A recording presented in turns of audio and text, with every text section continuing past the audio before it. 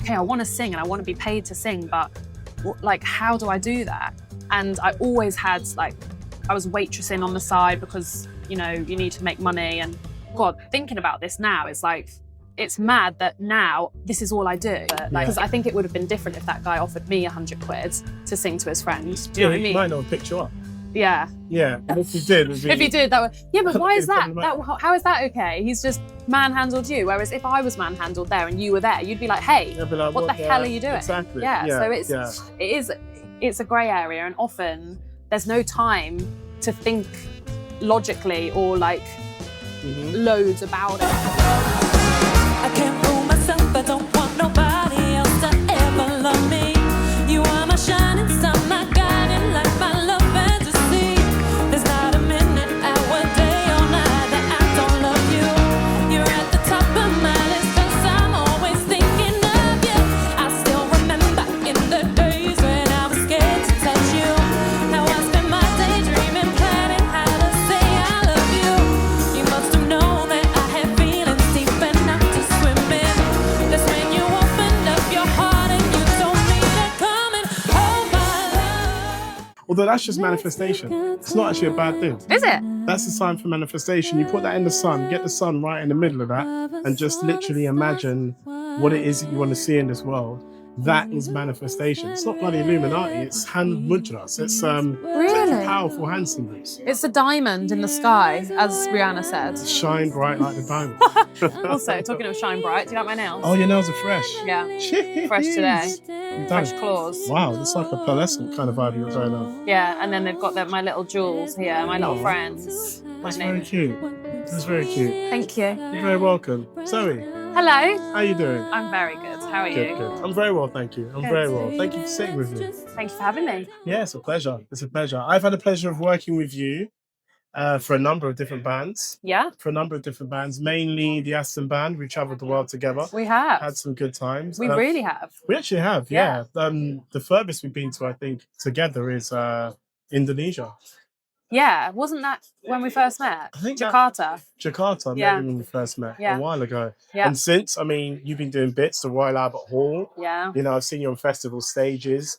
Now, when a lot of people see you and see your profile, see your Instagram, they see your feed, they're like, she is living a dream. She's doing bits. She's doing what she wants to do.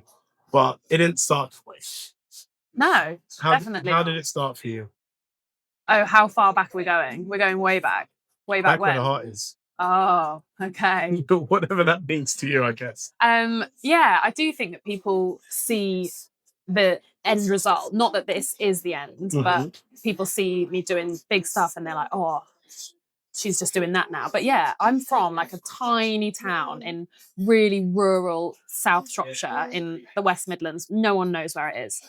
And like in my primary school, there was like 20 people in the whole school. Like I'm from the proper countryside. So doing these big stages blows my mind more so just because of that, because I'm from such a small like place. And when I go back to my hometown, people think that I'm a celebrity, which I don't correct them, you know? Own I'm it. like, but yeah, so in terms of like, where did it all begin? I would say, yeah, singing in school in my tiny little town, Yeah. having a great music teacher, falling in love with music, and then just like consistency, really just keep on going, keep singing, keep saying yes, just be enthusiastic about everything I do. Yeah. And I feel like I'm getting there now. I feel like you're getting there. Yeah. I want to get into the nitty gritty because that's quite a jump. Yeah. To go from, a 20-person primary school, Yeah. Shropshire, where you're a celebrity, Yeah. you know what I mean, a small Yeah. place, Mm-hmm. then to be competitive in the music game where you're getting calls over other people, Yeah. to the point where, again, you're with the Ministry of Sound on massive stages, to the point where you've been called around the world. Being consistent, sure. But what does that mean? What does that actually look like? So when I mean, there's like, I don't think there's any traditional route to get into this world. For me, I've always loved music, and in school that was nurtured, and my dad was always thought that I should be in music. But I wanted to be an actress. I was a bit of a born drama queen. So when I finished, Which you still are a drama queen, mate. well, 100%, yeah. Like, I'm not arguing with you. But so when I finished school, I had a year out, and then I went to drama school in Birmingham, and pretty much did an acting degree. I did some singing in it, but I did an acting degree, and then I did a 3-year acting degree. And by the end, I realised I was pretty crap at acting. Like, I just didn't think I was very good, and I always loved to sing, and I was singing throughout. And in my final year of uni, my friend Ebony and I entered The Voice.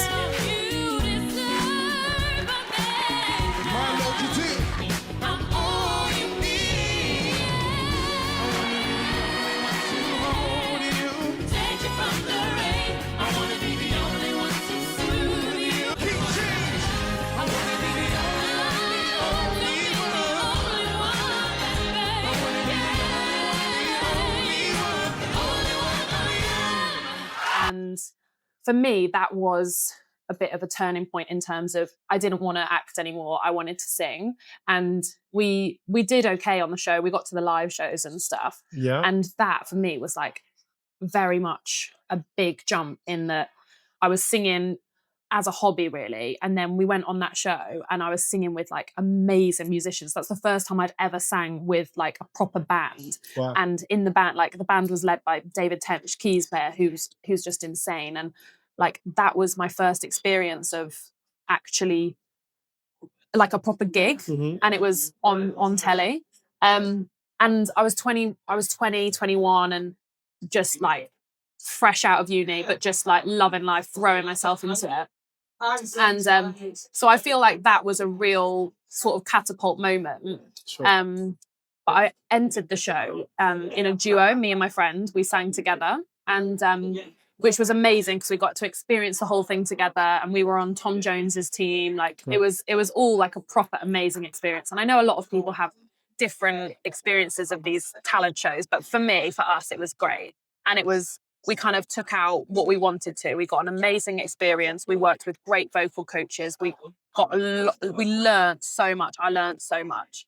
And then when we left the show, we had a bit of interest from like management and things like this. And then my friend Ebony, and I'm not saying this is a bad thing in any way, but she fell pregnant with twins. Wow. Now she's got 7-year-old boys, twin boys, who are amazing and so gorgeous. So her life took a bit of a different direction. So, and then I was still like, right, I really want to sing and I want to kind of make something of this. So at 21, left uni, and then I was like, right, I'm gonna be a singer. That's what I want to do. And yeah, like I would say it took maybe 2-3 years of just doing random stuff. Like I had my girl band era. I was in a girl band for a while. I was doing gigs. Like to begin with, it's just so hard. It's just like, okay, I want to sing and I want to be paid to sing, but like, how do I do that? And I always had like, I was waitressing on the side because, you know, you need to make money. And God, thinking about this now is like, it's mad that now this is all I do. Like and that's all I've ever wanted. People are like, oh, what's your dream? My dream has always been to do this for a living and make good money from my voice. And that's what I do. And actually looking back at the shitty jobs that I've had, sorry, am I allowed to swear? You just did, I guess. The jobs and like that I've done alongside singing all the time, and everyone going, oh, like you got to have like another job. Like what else do you do? Well, now I can say I don't do anything else. Yeah. Like, and for years it's been like that now. Like this is what I do. This is my job, and I don't take that for granted. Like I think everyone probably who you've spoken to have done some random jobs like over the years whilst you're trying to meet the right people. And it takes time and it takes experience. Yes. And that's what I think is difficult, is that you can't get booked on the decent jobs because they want someone who has done them, but you can't do them without having experience. So sometimes it feels like it maybe felt like I wasn't really getting anywhere, but every every single gig, every single thing that I've done has led me to this point. So I don't regret like No. anything I've done. And yeah, so yeah, that's kind of, it was just years of doing random stuff until I kind of found my feet, really. It's one thing that's rang true. What you've said with what everybody you've said that I've spoken to, anybody, they've all said, I dreamed this. This is what I wanted. There's an element of just self-belief that goes first. Yeah. And sure, the industry, a lot of people talk about it being who you know, and Yeah. maybe who you know more so than what you're actually capable of. Yeah. Fine. Yada, yada, yada. There may be chance happenings and being in the right place at the right time, all Yeah. that stuff. But all of that is informed by believing, I think, that actually this is what I want to do and this is how I'm going to play it. Yeah. You know? Yeah. What's interesting for me, it's different for me because I never really had the belief that I was going to be great on the sax, or I'll be this or I'll be that. I started in church. We had a youth band. We sort of adored the band at the main service. So at the age of like 17, I think it was, about 16, 17, we got a band together. I took up the sax, everyone took up the drums, guitar, keys, yada, yada, yada. And we all just started playing, and I just never stopped, really. And it just got to a point where I kept going, and kind of, 20 years later, Yeah. still doing Here we it. are. Do Yeah. you know what I mean? Yeah. So the belief really helped you, and Yeah. I guess unwavering belief that you're just going to do this full time. Yeah, definitely. But I think that the more I sing, the more the older I get, like the belief grows and grows. And I think that's kind of how you grow and get bigger gigs and do more, because every little stepping stone, you believe in yourself more, because you think, well, I'm not gonna, I wouldn't get this call if I wasn't good enough. And yeah, it is all about believing in yourself and thinking, no, I do offer something that no one else does, because it's savage out there. There's so many singers, and it's not just about your voice, and that's what you learn, like, as you sort of meet people and understand the industry a little bit more. It's inevitable, like when you get to this level, it's like a given that you're a great singer, or that you're a great player, or you can do the job. But it's all the little bits around that. It's how you treat people. It's how you make people feel. It's how when you turn up on time, it's you're well prepared. Do you look good? Do you smell good? Do you know what I mean? Like it's every little thing that you have to think about when you get to a level where, there's a lot expected of you and there's a lot of competition. Now, with that in mind, we're in an age where man like Puff Daddy is getting exposed for the craziness. Because the industry is very much, we're going on. The industry is it's very much let's go. Hitting it, do you know what I mean? Strap it. No, so like, and this is a genuine question, because I do wonder. One of the reasons I was cautious about getting into the industry myself is, like, I consider myself to be very talented. I think I'm good at what I do, and I think what I do works, and people want to see it. Now, I think there's a level you get to where it's no longer just your mates booking you or friends of friends booking you. You're now getting booked by companies and bigger industries. And what you find is there are gatekeepers for particular parts of, particular organizations, or maybe, let's say, to get in the top 10 on a radio, it's best to speak to X, Y, and Z because he's the way through. Yeah.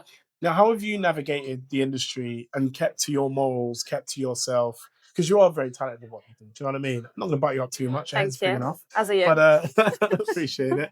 But, like, in all seriousness, how have you managed to keep true to yourself and not, let's say, compromise? Or also, have you seen any opportunities to compromise in which you said, hey, that's not me? Yeah, I mean, it's a really good point. And I think now I'm way more comfortable in how I present myself, what I can offer, what my gift is, what I can give, that I'm more like, this is me. Like, if I go to an audition, or if I do one gig for a band and then they don't ask me back, or if I don't get the audition, I'm way more like, okay, that's all right. I'm not what they're looking for. I'm not going to bend myself, change myself to be what they're looking for, because you could do that all day long and still not be what they're looking for.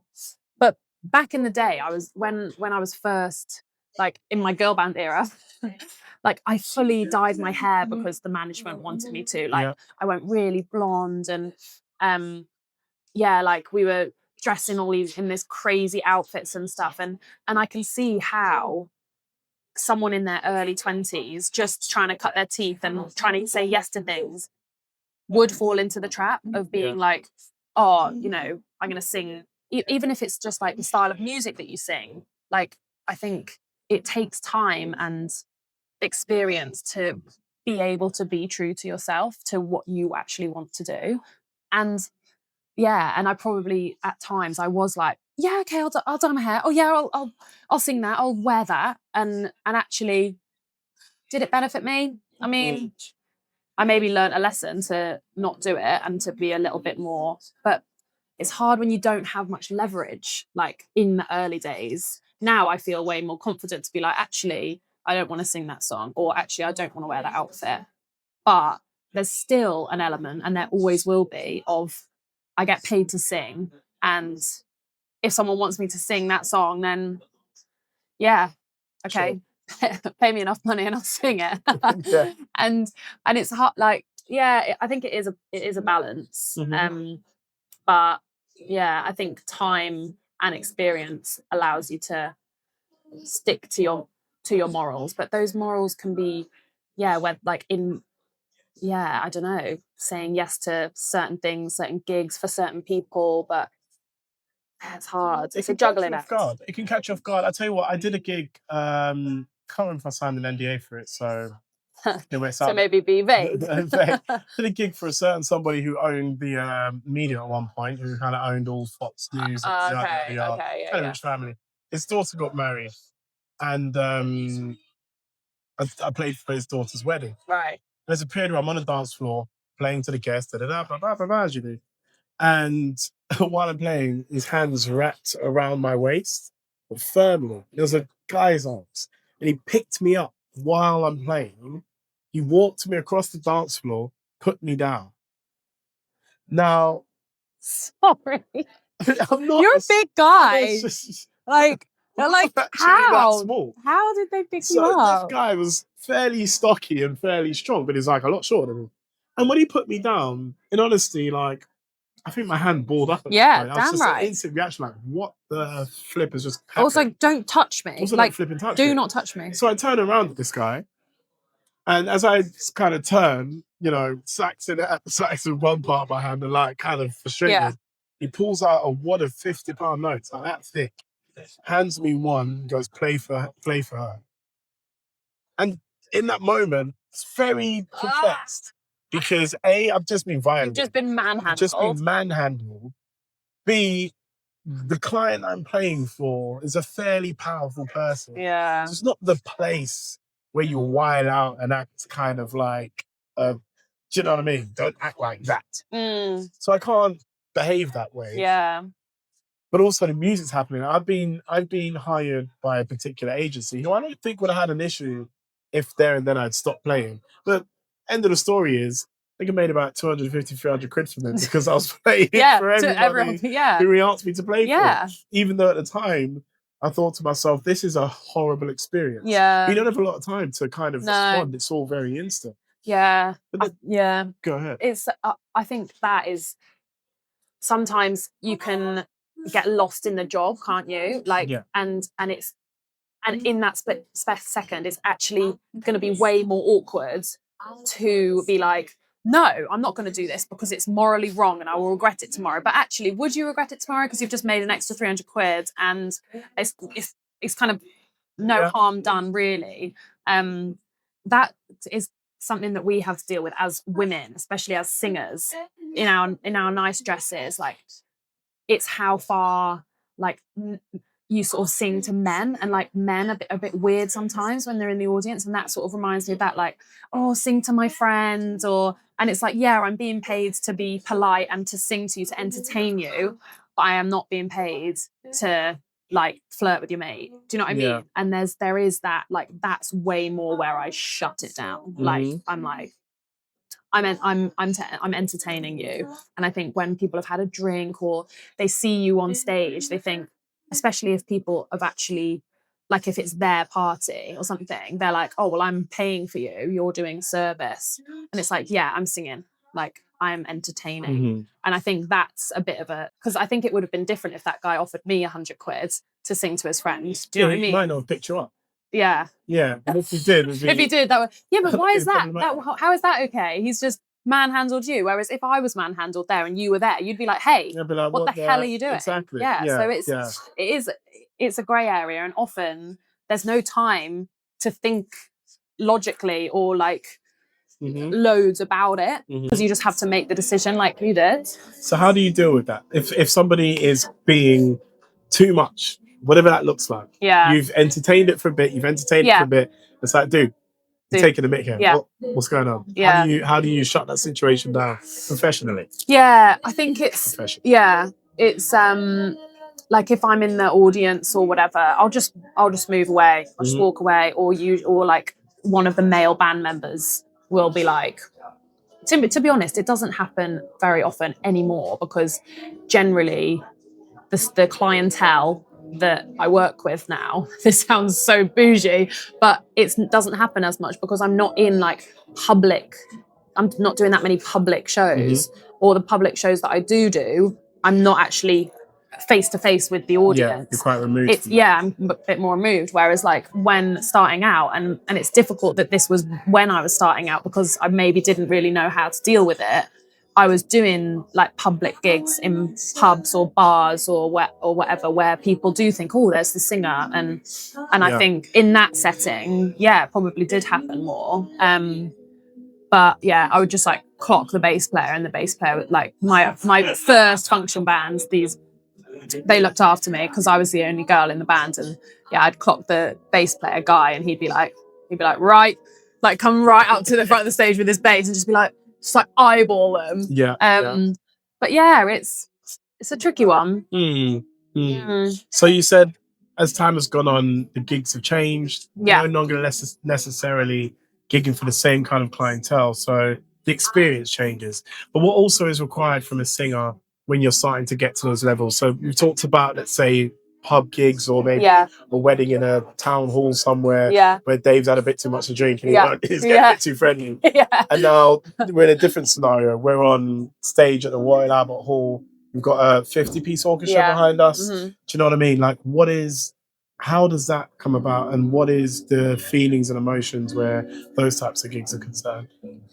In general, or in relation to? I guess it's a different story in terms of having to protect yourself. But do you have to protect yourself in the same type of way where those gigs are concerned? I would have thought. I wouldn't say so. I feel like I'm very lucky in that a lot of the gigs that I do now, I can just focus on me, on the performance that I'm delivering. There's not so many variables that I need to consider that are going to affect my voice and how I perform. It's I'm given the best chance to do the best job, and I'm giving myself the best chance to do the best job. Do you know what I mean? Like, even the stuff that we do with Aston, like, I feel so looked after in that environment. The people look after me. I feel comfortable with the band. I feel like I'm given the best chance in terms of the sound, the songs, the preparation, like all of that just means that I can focus on delivering the best thing that I can do. And same with doing big shows like Ministry of Sound is, all those sort of things that were affecting my performance in the early days in the smaller gigs. They've just been eliminated, which really is the best thing about doing bigger gigs, because you can just focus, streamline on what are you actually there to do. I am there to like use my voice and try and entertain people and inspire people, and that is exactly what I'm trying to do. So all of that stuff is like doesn't matter. Sure. Which is a treat, such a treat. So what is the day in the life of a singer who's performing at the Royal Albert Hall? What does it look like when what does the day, how does the day go in terms of vocal warm-up, vocal prep, and all of that stuff, the time you turn up for the gig, being on the stage, getting off, yada yada yada? So the Albert Hall was the Ministry of Sound one that I did a couple of weeks ago, it was, yeah, proper dream gig. There was 2 shows in one night. So there was one at 6 o'clock and one at like 9:30. Same show, but we just did them back to back. 5,000 people in each show. Crazy. Sold out Royal Albert Hall. Like, Amazing. you know, when you're on stage, I could have like bawled. If I had allowed myself, I could have cried my eyes out. But yeah, on a day like that, it's like first thing that I do when I wake up, like I'm starting to sing in the shower. I'm starting to hum. I'll steam in the morning, and do a warm up at home.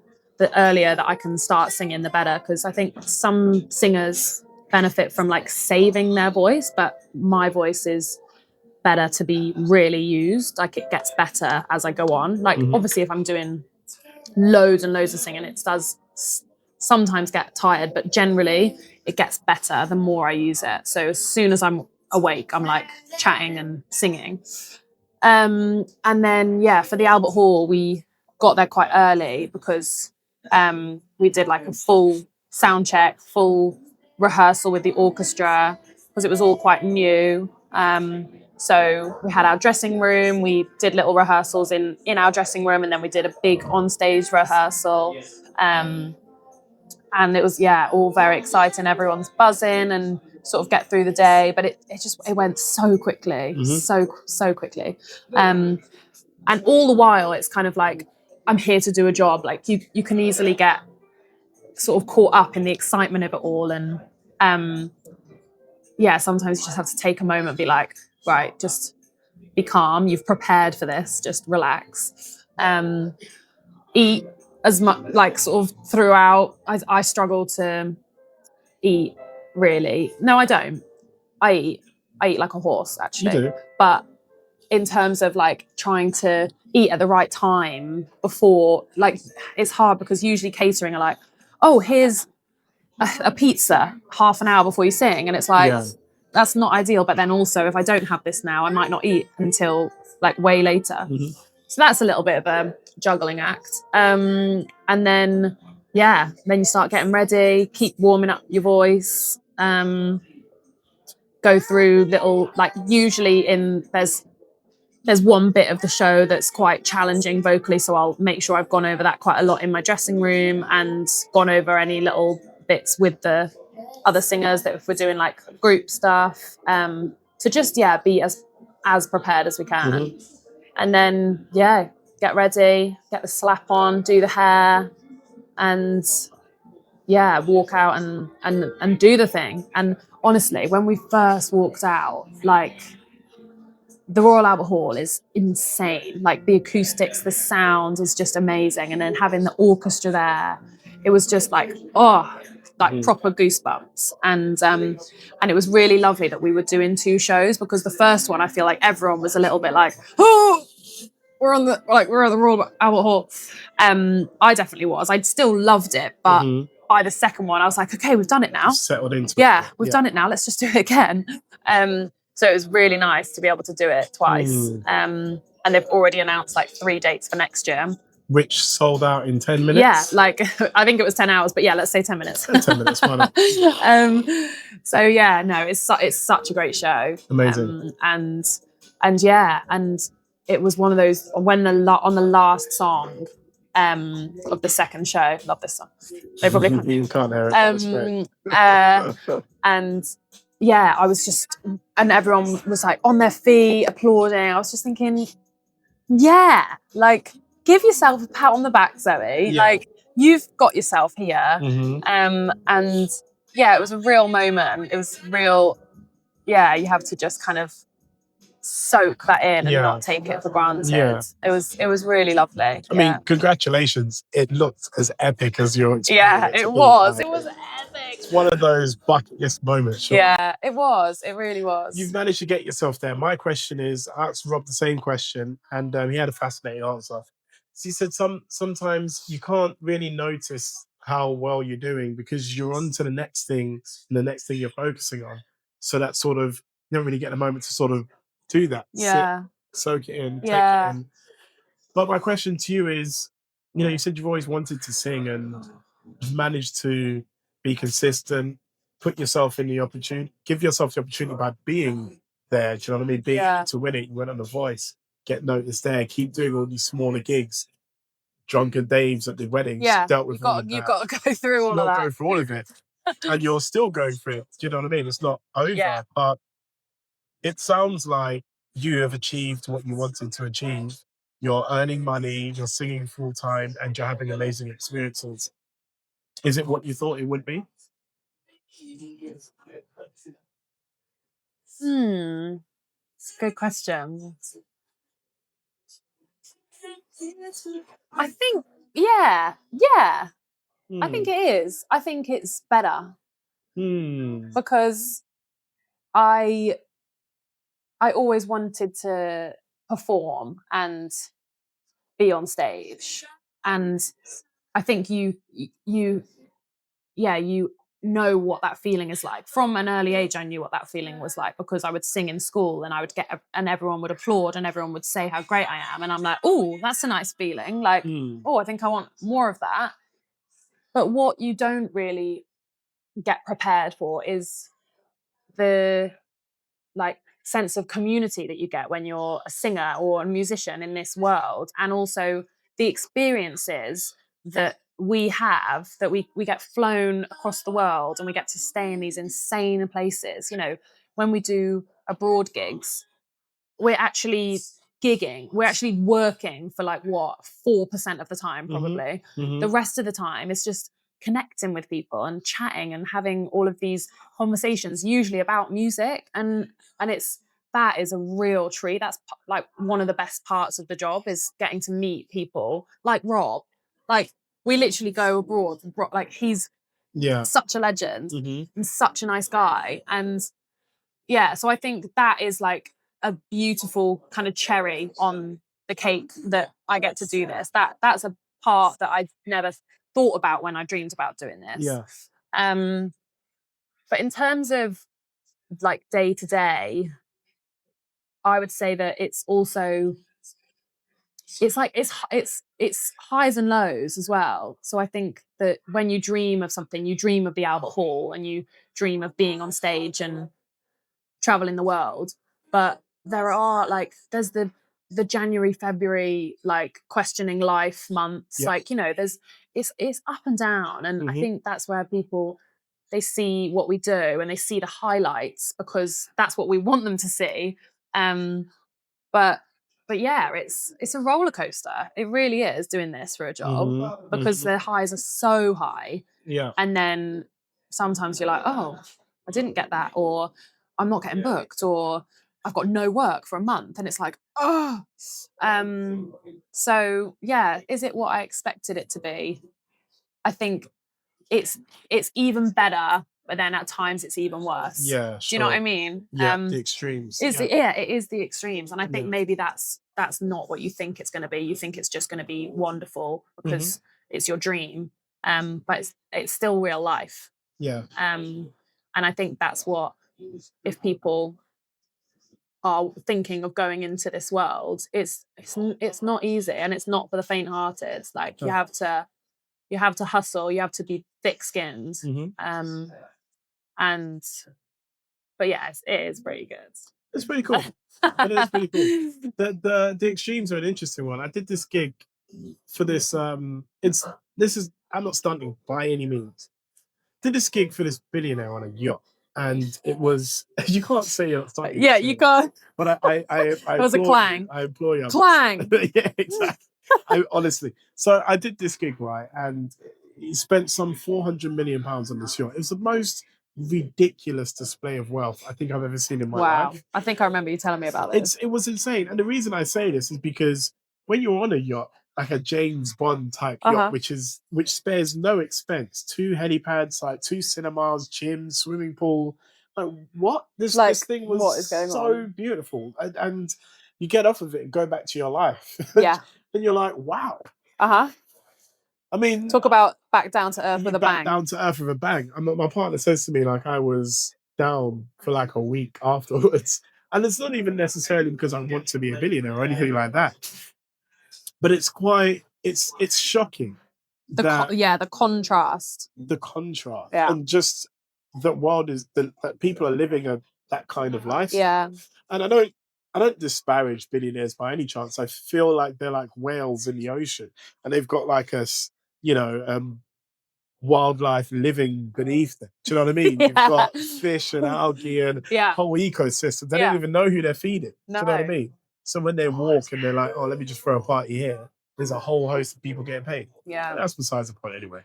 But so all of this is quite fascinating, Zoe. I would like to know from you, when it comes to grinding, what must you do, or what do you do as often as possible, do you think, that gets you success and continued success? Like, what is a thing that you're doing, whether it's social media or even just your attitude, just believing that I'm worth it and I deserve to be gigging? Like, is there a mindset that you have that is helpful? That's a good one. I would say something that I'm just always telling myself is just sing.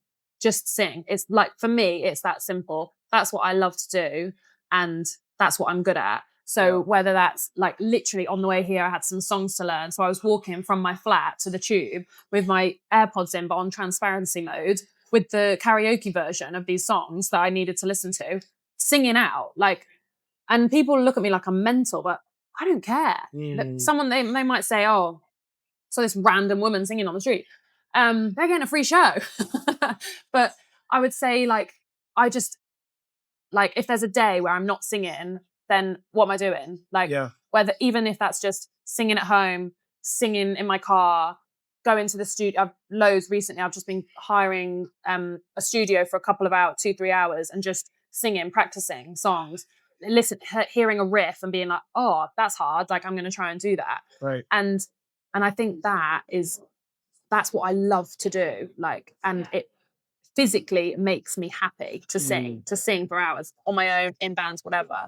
So I think if I just keep telling myself that, just sing, like, if I'm questioning it, and I can apply that to anything, like, whether that's, oh, I'm feeling like my Instagram's a bit shit today, just sing, just put it on, just sing to it. Like, that's what you are trying to do. And I think a lot of stuff can get confusing, and, you know, like politics with booking and the social media is so hard and all of that. But in terms of when it comes to the hustle, the grind, that is all I'm trying to do. That is all I'm trying to do. I'm just trying to sing. And if I can just remain consistent with that, that is what I want to do. That is what I'm doing. That is what I'm offering. Right. Then I think that's kind of working. And and singing makes me happy, and it also reminds me why I do it, and hopefully makes other people happy. I just think that like, I just try and keep it simple, that it's about that, because it can get lost sometimes. I don't know if that answered your question. Yeah, it does. I'm a waffle. It does. I'm a waffle. You are a waffle. I'm a waffle. Well, no, it does answer my question, and it kind of leads on to my last question. And I end all of my chats with this question. Some find it difficult to answer. What is the single most valuable opinion that you have of yourself? Am I in therapy right now? You might. I think I am. You're just vibing. Let it all out. Yeah. Safe space. Yeah, it is. In the No one else is Londoner. listening. Yeah. What's the most important opinion I have about myself? Yeah. My opinion. Your opinion of yourself. Your inner monologue about you.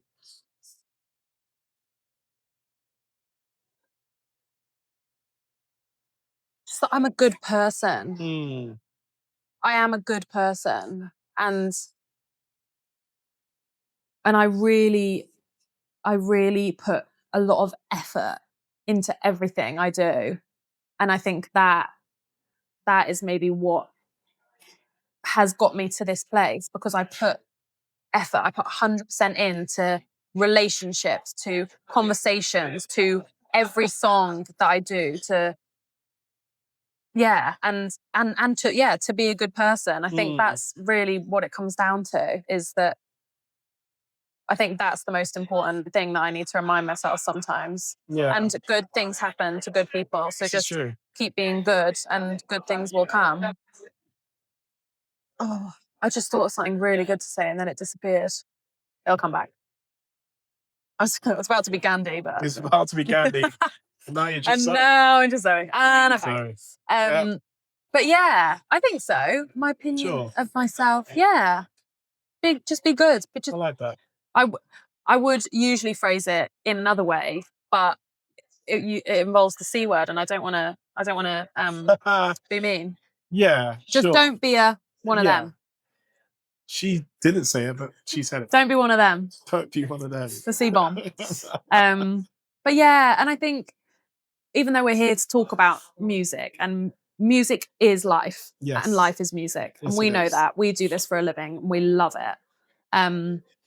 But being a human being and just being good to others is kind of what we're here to do. And music elevates that and takes it to a new level. But I think I would be just chatting shit if I said, oh, my opinion about myself is that I'm a great singer and entertainer and I was born to do this. I maybe do think all of those things, but that's where my mind went, just to be nice, be good. Yeah. Zoe, Love ya. love you, girl. Appreciate it so much. Thank you. No, you're welcome. You're welcome. Thanks for your insights, man. I appreciate that. Of course. I appreciate that. It is a funny one, really, because the stage I've developed a different relationship in the stage. I'm actually quite an introverted person. I don't really like the attention, as it were. Yeah. Funny that. I'm recording myself having a lot of conversations with people. But my relationship with the stage has sort of changed. And I think it's changed as my opinion of myself has changed. Right. I think a lot of performers, we sort of share well, maybe I'll speak for myself. There's an element of acceptance that one gets when they perform and perform well. Right. And everyone's like, that was good. Yeah. Well done. Well done. And then I'm kind of like, oh, therefore I am good. But as time has gone on, actually, whether I'm good or not, it's got nothing to do with the stage and my ability. It's actually to do with, am I good, period? Yeah. Am I actually a nice person? Yeah. Am I able to build relationships? Am I able to sit down and have a conversation with somebody who wants to sit down and have a conversation? Am I able to sustain relationships and whatnot? And I think the stage can become something that is like your own therapy session. Yeah. And you're seeking for something. Yeah. But when in actual fact, that's got nothing to do with them. You've got to resolve some things inside. Totally. And I think that is the key for me, is that if I really strip everything back, I get the same feeling from singing in a room on my own as I do singing in front of hundreds of people. Yes. And that is the key. Yeah. Like that genuinely, I'm not even lying. Like I genuinely do. Sometimes I'm in the studio on my own and I'm singing and I could cry. I'm having that good a time. And I'm just using my voice. I'm using my gift. It is a gift. And it's a gift that I do choose to share with people. And I'm so lucky to do so.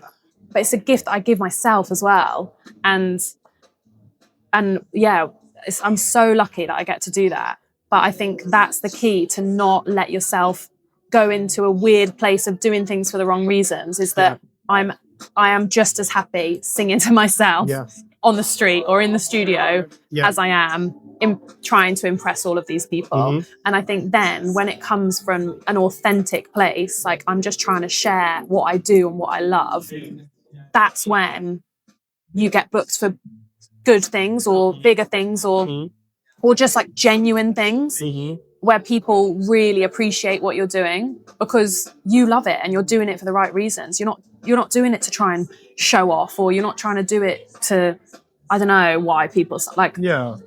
But for me, that is the reason. And then you can perform without nerves because it's the same performance, like you said, that's at home. Yeah. Do you know what I mean? So then you're working on particular things at home in the same way you would on the stage. Totally. And there is no difference. So it's like you are the same person. You're no longer putting on the actor or performer. Yeah. You're not like, oh, this is how I should portray myself. Yeah. You're able to authentically be you behind closed doors and on stage. Yeah. And that's the thing. That then runs through everything you do. How when you come off stage, you then speak to the sound guy as you, like you're on stage singing as you, and then you speak to the sound guy and you're just a good, like that just kind of flows out of you as well. I think it's just about just trying to be as authentically yourself as possible. Yes. And singing allows me to do that. Yes, I love that. I was speaking to Rob and Nate about this actually when I posed them the question, what is the single most valuable opinion you have of yourself? And they asked for a bit of an example.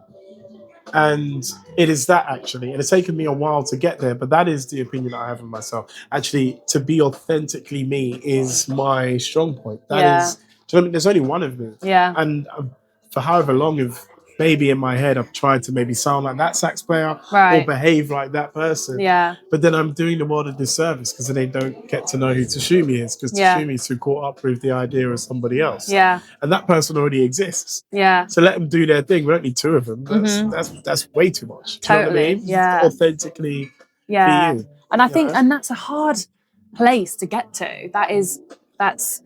It takes a lot of time and different experiences and growth and maturity and all of that to be able to get to that place. But if you can even get halfway there, that is. That's all life wants from me. I'm a firm believer in the fact that we are absolutely in the right place and we are absolutely where we need to be. And if we aren't, then we wouldn't be here. Yeah. Do you know, we would be somewhere else. Yeah. So it's okay to be exactly where you are. Yeah. In fact, if I were watching this series 15 years ago, I wouldn't have a clue as to how Tashomi got there. Yeah. But actually, it's just believing in oneself and just going the journey, and slowly, things come together. And before you realise it, you're sat in the Londoner, Zoe, having a chat on the back of some amazing gigs. Yeah. You know? Yeah, totally. Yeah, love that.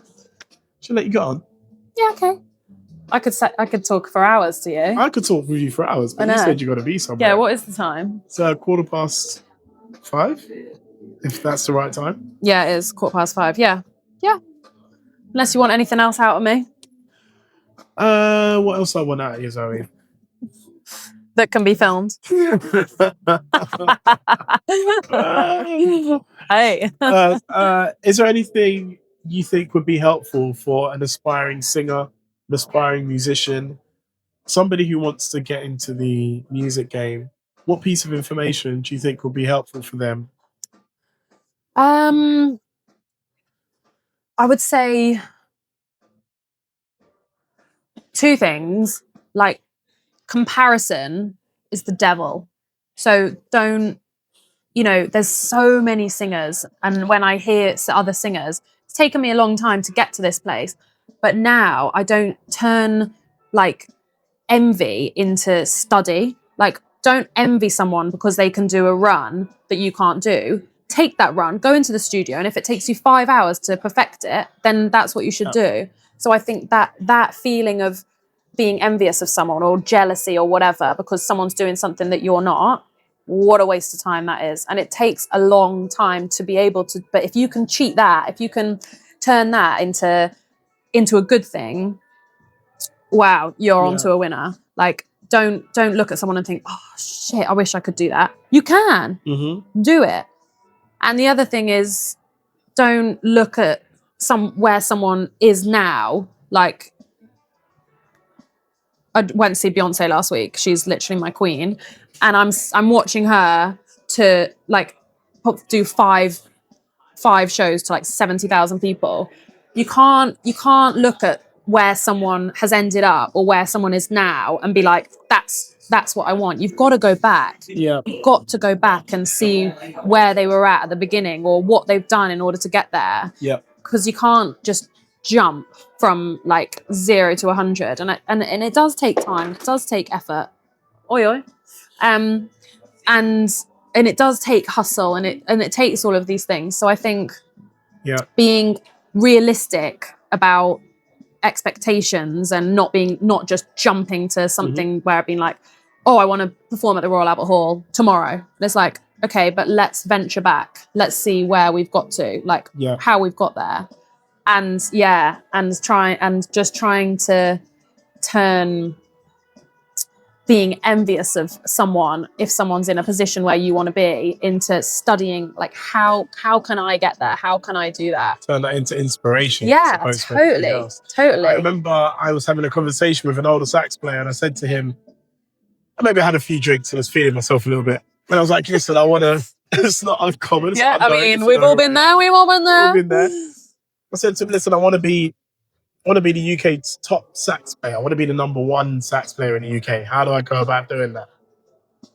And then he shared a story of a conversation he had with his sax teacher when he was younger. And what he said to his teacher is, he said, I want to be able to play like John Coltrane, saxophonist from the sort of 40s, 50s. I want to be able to play like John Coltrane. And his teacher got angry with him and got frustrated and said, you just want to play like John Coltrane. You just want to be as good as him. And are you prepared to play the key of C for 11 hours a day? Are you prepared to do that? Because if you're not prepared to do that, perish that thought. You're not going to be anything like it. Leave him alone. He went up to a place that you're not prepared to go to, but you want what he got. Forget it, mate. It's not going to happen. Wow. So you're absolutely right. Like, it's not about looking at the end of the journey. Yeah. Actually study what they had to do and the steps they had to take in order to get there. Totally.